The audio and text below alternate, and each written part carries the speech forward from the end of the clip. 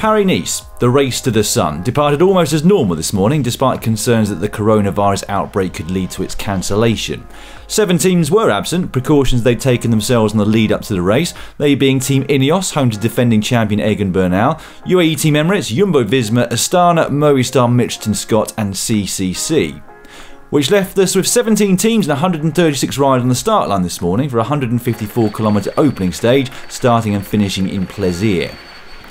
By the time live TV pictures started, the early break of the day had already been caught due to the nerves in the peloton, and those same nerves were also contributing to some crashes. This one involving French champion Warren Barguil, and for a while it looked as though that might be the end of the race for him. Eventually though, he was persuaded to continue by his team Arkea Samsic.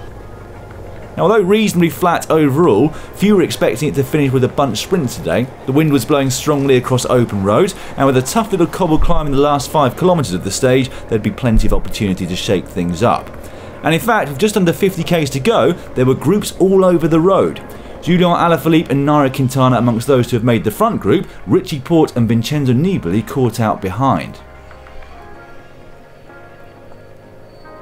Also caught out were EF Pro Cycling, so it was they, along with Trek Segafredo and Lotto Soudal, who were doing the majority of the chasing. With 30k's to go, we had more action at the front. Tish Benoit attacking on the climb that led to the first intermediate sprint, Alaphilippe straight onto his wheel, and then straight past it just before the line, picking up 3 bonus seconds in the process. Rather than sit up though, they continued to press on out front and soon had over 20 seconds of a gap to those they'd left behind, who didn't seem too concerned with starting a chase.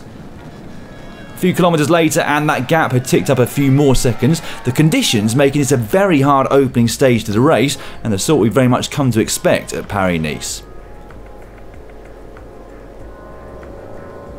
Inside the last 10 kilometres and the gap was getting bigger and bigger, but finally there was an organised chase behind. Bora Hansgrohe have Peter Sagan here, who'd been due to ride Tirreno Adriatico. They were joined by Lotto Soudal and Bahrain McLaren. Onto that last cobble climb and the gap had tumbled. The two out front started to pay for what had been a long hard effort, but they still stood a decent chance of staying out front to take the stage win.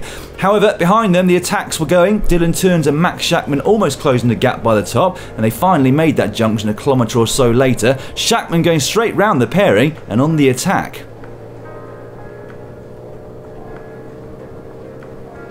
Coming into the last kilometre though, and it was like a drag race. Everybody on their knees with the efforts they'd been making. A late attack by Benoit was reeled in by Alaphilippe, but the Frenchman had nothing left. Teuns was next to go down the right hand side of the road, but on his wheel and biding his time, German champion Max Schachmann. And when he eventually kicked with 150 metres still remaining, the result really wasn't in doubt. In the end, a clear win for the German and his first of the 2020 season.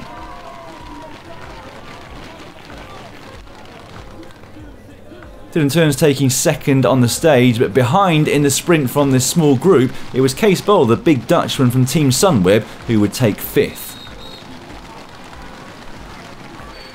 Well, a day that belonged to this man. Sagan didn't look himself, but Bora Hansgrohe didn't need him. Schachmann taking the stage, and with it the first leader's yellow jersey.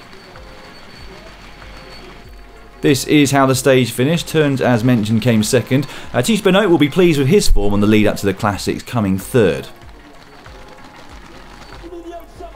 And here is the man resplendent in his yellow jersey. This is how your overall classification looks, at least the top 3. Schachmann 2 seconds ahead of Tish Benoit. Dylan Teuns down in 3rd at 4 seconds. Alaphilippe losing some time at the end and in 4th place overall.